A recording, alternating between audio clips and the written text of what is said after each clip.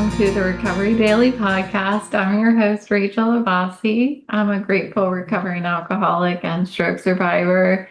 Here I am. I am at my new home.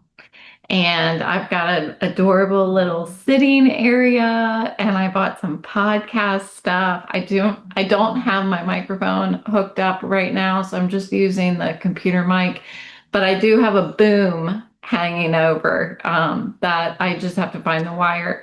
But I'm super excited. Isn't this fun? I'm like all professional, and I'm in my nice blue recliner chair, and we have a beautiful view of my backyard.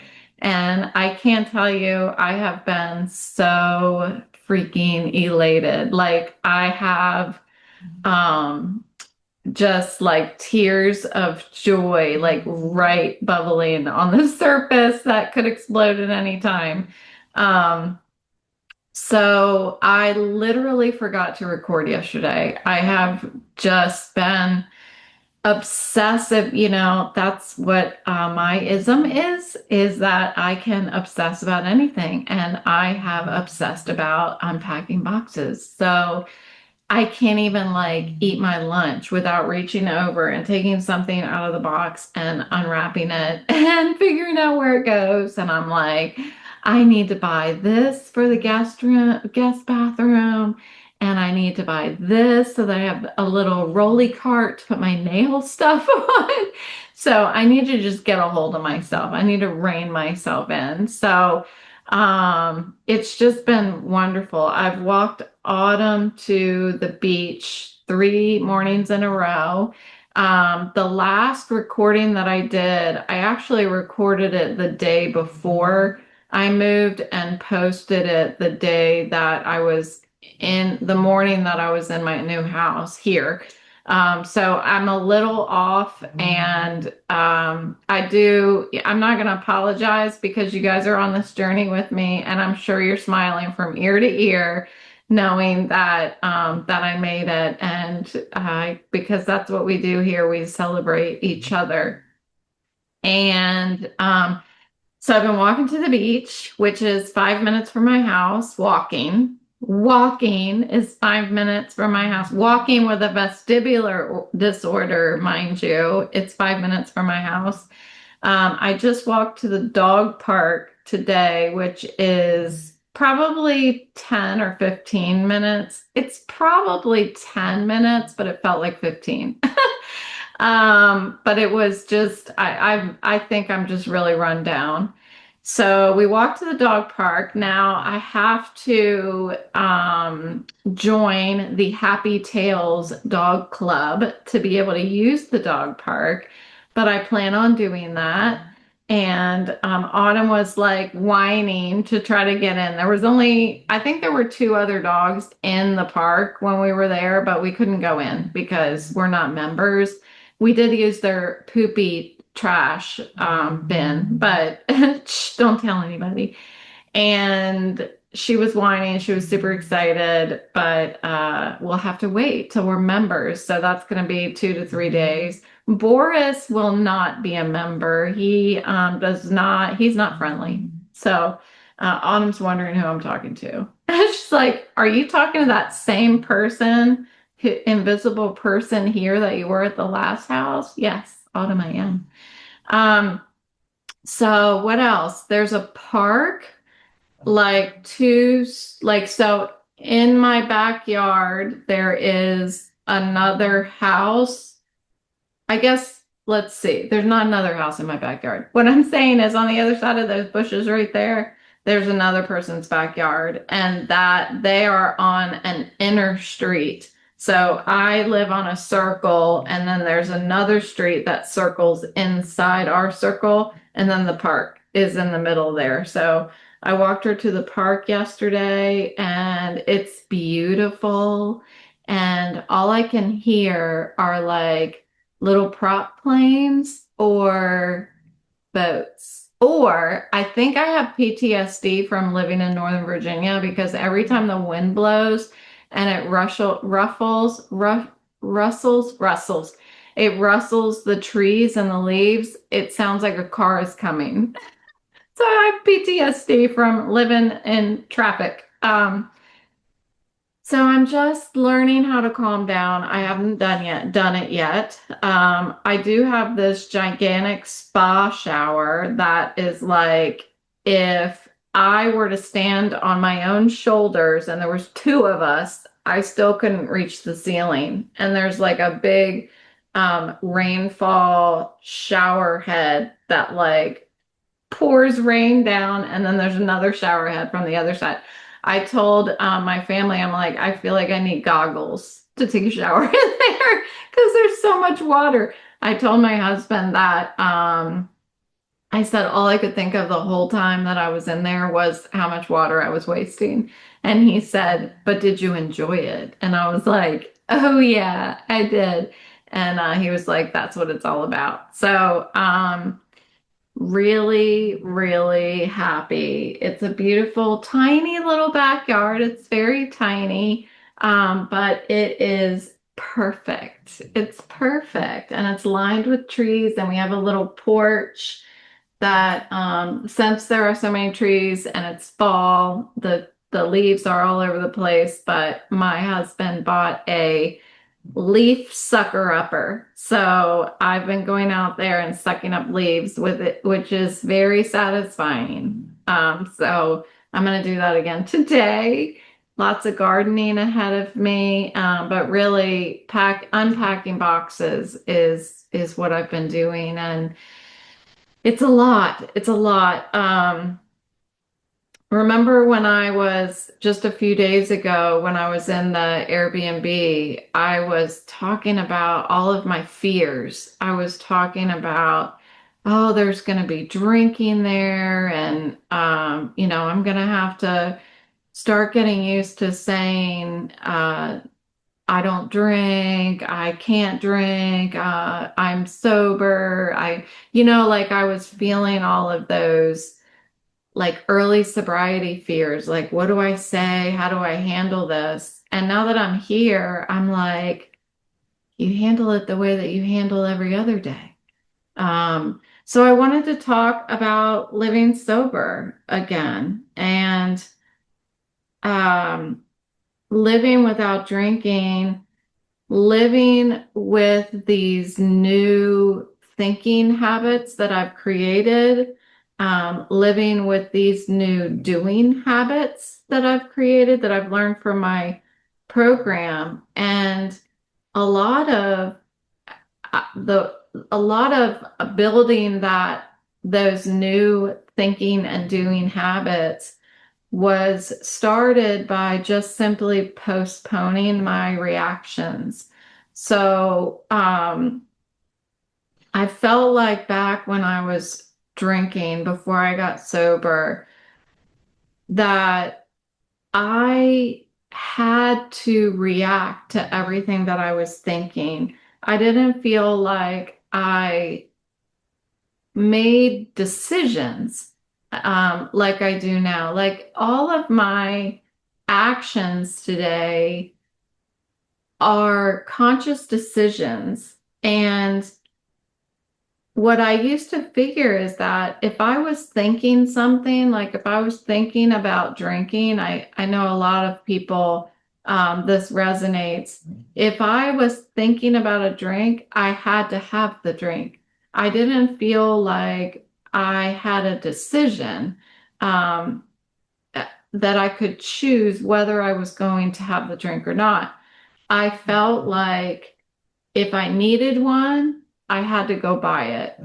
If there was one in front of me, I had to drink it. I really did not believe. And I do the same thing today, with dessert. Okay. When we have ice cream, so my favorite ice cream, for those of you who have newly joined the podcast community, my favorite ice cream is Breyer's natural vanilla ice cream. And I don't get it all the time. I used to, like when the podcast started 3 years ago, I used to have an ice cream cone every single night. I don't do that anymore. And I think part of it is because of what I'm talking about. I felt like that was my thing. That after I had dinner, before I went to bed, that's what I do. I have an ice cream cone. Well, I guess over the past year, when I stopped being vegan last Thanksgiving, so I was vegan for a year, and I decided, not Thanksgiving, Halloween, I decided I didn't want to be vegan anymore because I wanted to have a real Thanksgiving. So we decided to not be vegan anymore. And it was just in time to buy bags and bags of candy. And I just, oh my gosh, milk chocolate, every candy that I hadn't had in a year that wasn't vegan, I was just shoveling it in. So I gained like 15 pounds.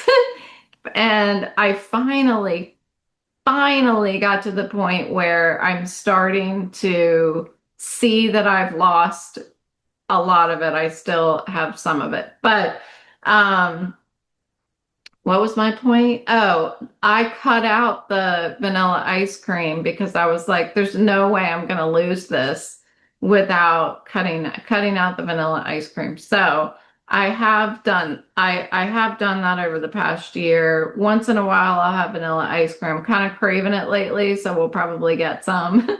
But what was my point?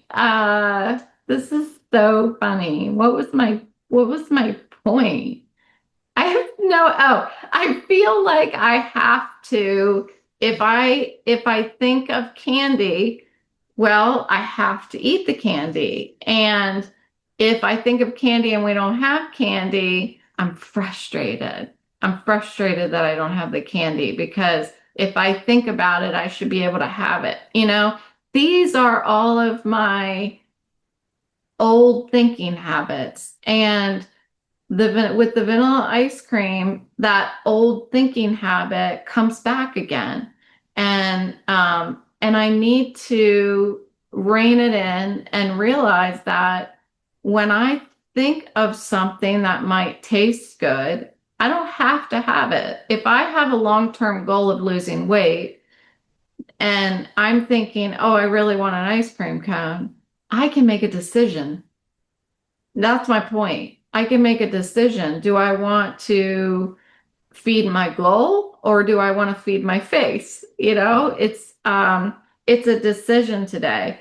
And I get to use tools in my program like Easy Does It. You know, I don't have to force my goals. I can give myself rewards. I can make decisions using good judgment and common sense. These are things that were foreign to me when I was drinking. I was a victim of my own thoughts, feelings, and impulses. That's what it comes down to.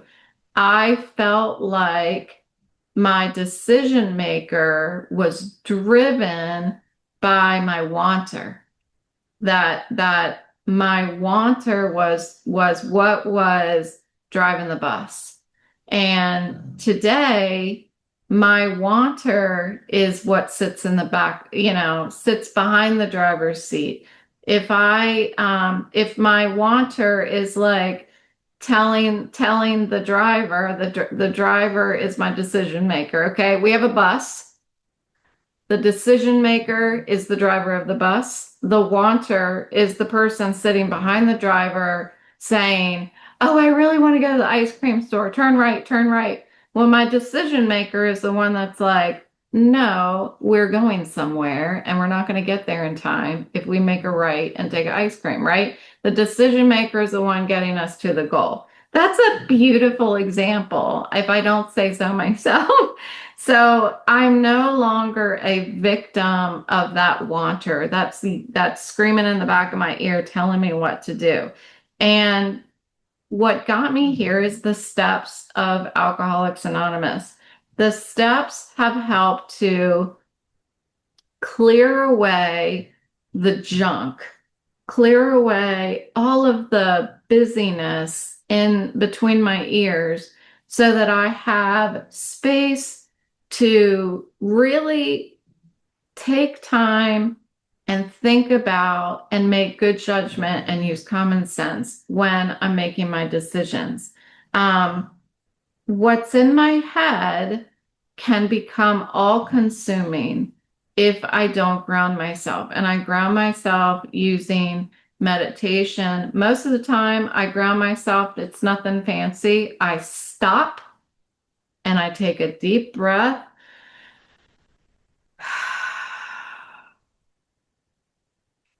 And I just shut everything down for a second. Just shut it's like system overload, turn to reset, it's like turning off the computer to reboot. That's what I have to do. I have to just stop the system entirely, take a deep breath, listen to silence, and that is just me rebooting. I have to do that to remember all of this, to remember that I have those choices in my life. And this goes all the way back to when I was in, when I was a kid. I remember when I want something, I want it now. And, um, and I was going to get it. If I didn't get it, I was going to throw a fit. It's the same me from when I was 8 years old. It's the same me. And, but I don't have a mother, um, that's hanging over me, telling me what I can and can't have. I have to do that to myself. And my depression and my anxiety are interrupters to that ability to use common sense, to use good judgment. I have this depression and anxiety. That's the rest of the people in the bus just making all the noise, right? So we have the bus, the driver is the decision maker, the person behind the driver is my wanter telling me where to turn, and all the other chaos in the bus, that is my depression and anxiety. And I can't even hear myself think sometimes because it's so loud. Um, I was thinking this morning about where is alcoholism, you know? Um, Alcoholism, I don't even know where that fits in because alcoholism, what I thought of and I wrote down this morning is alcoholism tries to kill its host. And it's like these other diseases and illnesses, it feeds off of the host and it tries to kill the host. And I don't know why I was thinking of that because I thought of that. You know how I'm always saying the very disease that I'm suffering from is the one that's blinding me from knowing that I'm sick. It's in another way of saying that is alcoholism tries to kill its host. That's just kind of a side thought that I had, and it was very powerful to me.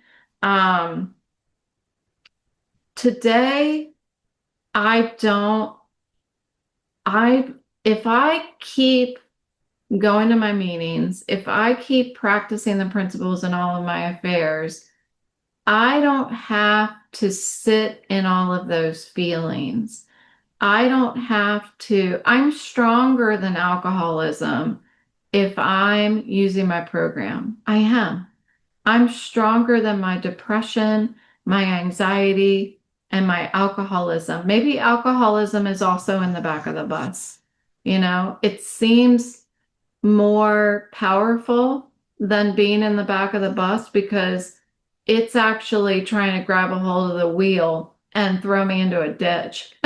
Maybe alcoholism is somebody that gets on the bus every now and then and try to yank the wheel into the ditch. That's probably the most accurate that I can convey about where alcoholism is on the bus. So let's say that one more time. This is what our bus looks like. We have a bus Our decision maker is, I'm saying it again because I want to remember it, and I want to see if I'm actually going to remember it right now. It's a test of my stroke memory capability.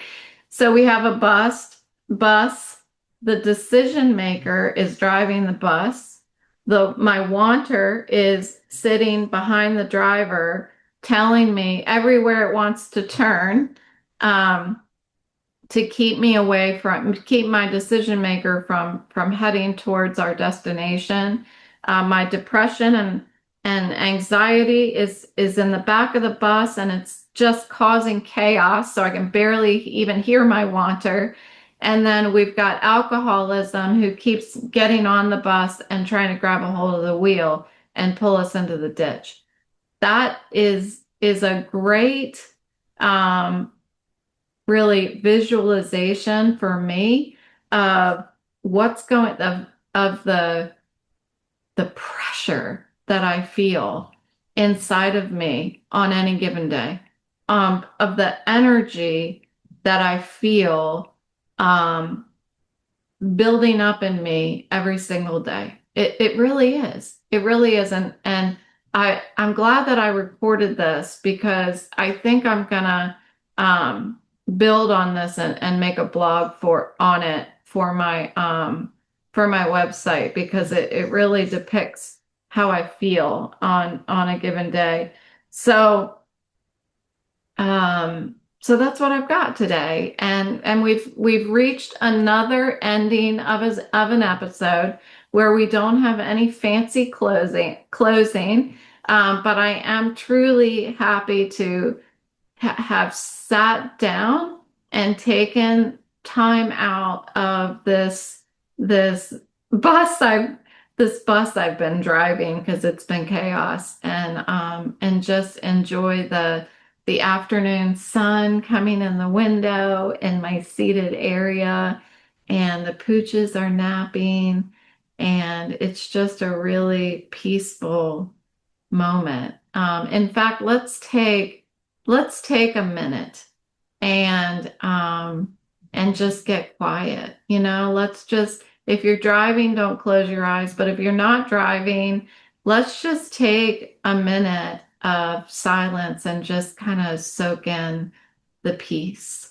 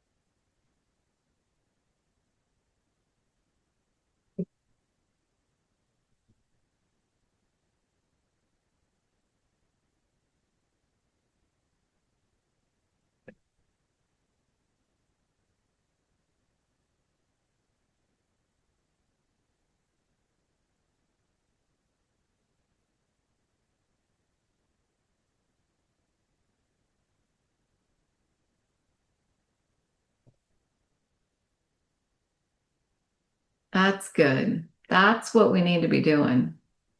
I mean, it takes 1 minute.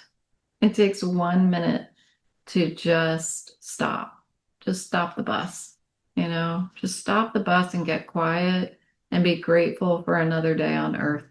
That was I had three gratefuls this morning. I go down to the beach, like I said in the morning, and I sit on a bench and I text my sponsor three things I'm grateful for.